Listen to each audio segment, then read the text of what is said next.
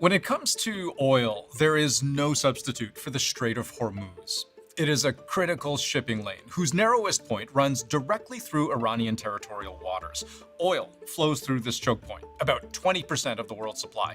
That traffic is largely one way from the Middle East outwards. Saudi Arabia, Iraq, the United Arab Emirates, Kuwait, Qatar, no strait, no business. And Iran has just shut it down. Iran is vowing to attack any ship trying to pass through the Strait of Hormuz. Iranian media reports that authorities have been ordered to set any ship trying to pass through on fire. This entire area has just been designated high risk by an international federation of transport workers who are paid to traverse it. That designation is a warning and also an entitlement, granting those on board the right to refuse to sail through. So what happens if oil stops flowing? And can the US kickstart it back up again? Let's try to answer that question.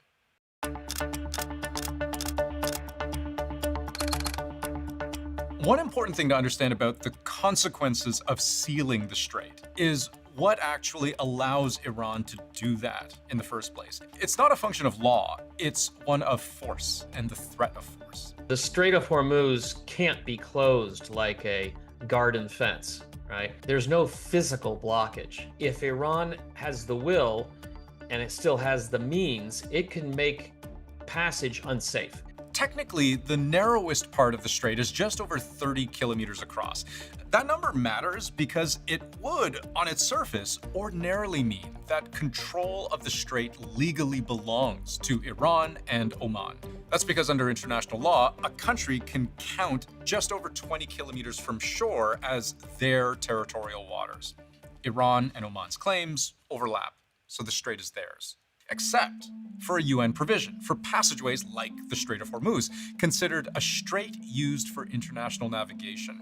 The law's core guarantee that all ships and aircraft enjoy the right of transit passage, which shall not be impeded. And there's a more specific provision, which applies directly to Iran in this case. States bordering straits shall not hamper transit passage.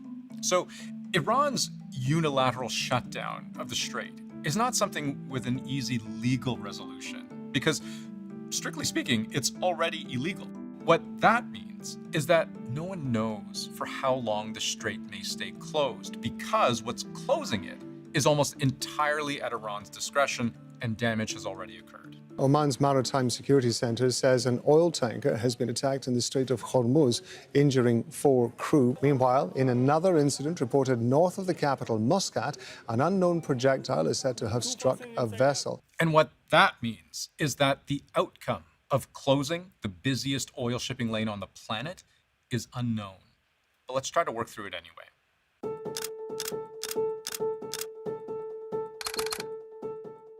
About 20 million barrels of oil traveled through the Strait of Hormuz per day last year. You crunch the numbers on that. That's more than 30,000 tanker trips and at least $500 billion worth of energy trade. Again, in 1 year. Most of that oil heads east. China, India, South Korea, Japan. Europe also buys a good deal of refined products like gasoline and jet fuel and diesel, but most of the crude oil goes to Asia. But this affects people like you and me in North America in 2 clear ways. One, even if Canada or the US isn't buying the specific barrel of oil on a specific ship traveling through the strait, the price Canadians and Americans pay for oil is largely set on the global market.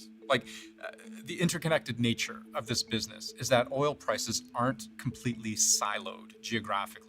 We've seen a huge uptick in the price we pay for gasoline here in Canada and around North America. And it's not because of what's happening in the Gulf has suddenly changed the value of the oil that was refined last week and the gas that's in your car. It's the cost for those producers, for those refiners, to go out and find replacement oil to refine into gasoline. Once oil starts to move somewhere, it moves everywhere really quick. So a major supply disruption anywhere translates into a price increase everywhere, even in countries like the United States and Canada that export oil.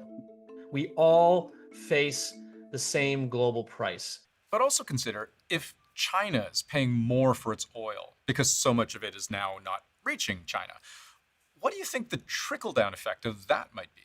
Oil is the lifeblood of modern civilization. It's embedded in the supply side of the economy. So airlines use it to transport people. Trucks bring the garden shares or steaks or fish or whatever you're buying in your grocery store. It's an input into manufacturing.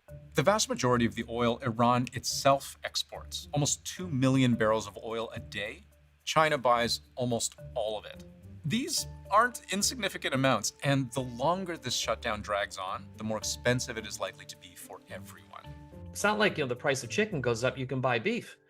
But if the price of gasoline goes up, you still have to pay for the gasoline to get to work. So when the price goes up, it's like a tax. It's like a sudden big tax increase on businesses and on consumers. As it drags on, those price increases, they're going to start to be reflected in how much money we have left in our wallets. It reduces the amount of money we have left to either invest or to pay down some debt or to spend on our everyday needs or the occasional luxuries. We go 3-4 weeks or more, and traffic cannot resume through Hormuz. In that case, we will have oil prices well above $100 a barrel. They will likely contribute to a recession and economic downturn. The worst case scenario is whatever you could probably imagine and 10x it. We don't know. This could get very bad. This could wrap up in a couple of days.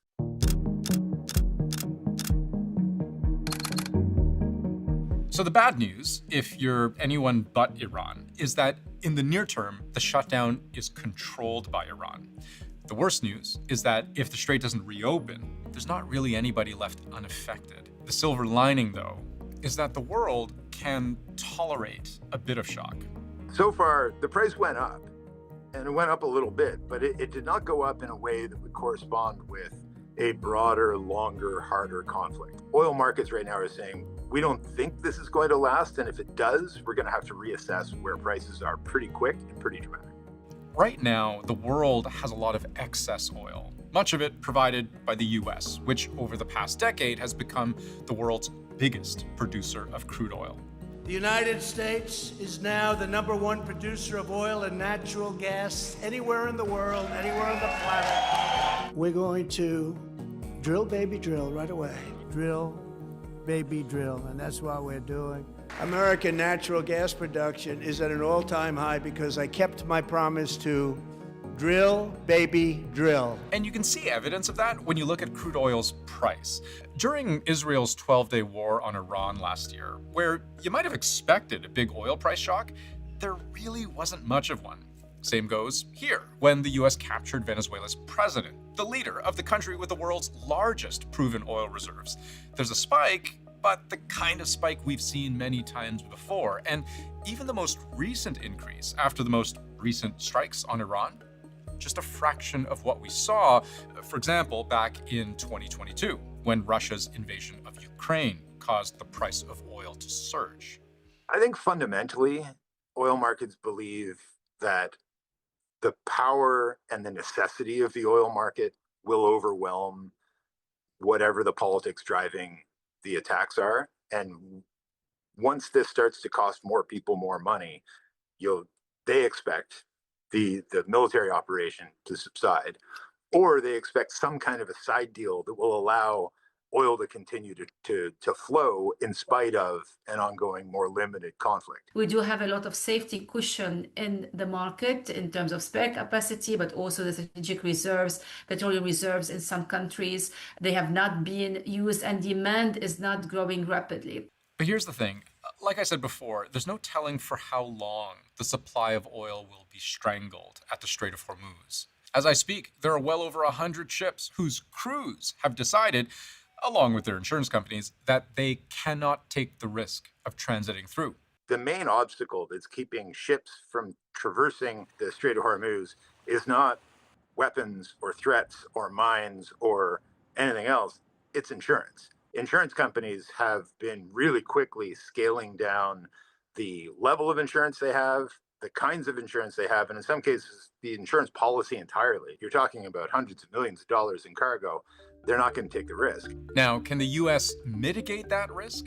Maybe. Donald Trump has just posted online an intent to provide a financial backstop, though at the time I record this, there isn't a ton of detail. Just that no matter what, the United States will ensure the free flow of energy to the world. But in the meantime, taking the long way around Africa is impractical, and the region's pipelines don't have anywhere near the throughput required to compensate for the loss of the strait. So the world waits for the fighting to stop. We projected 4 to 5 weeks, but we have capability to go far longer than that. We'll do it. So give it a month, maybe more.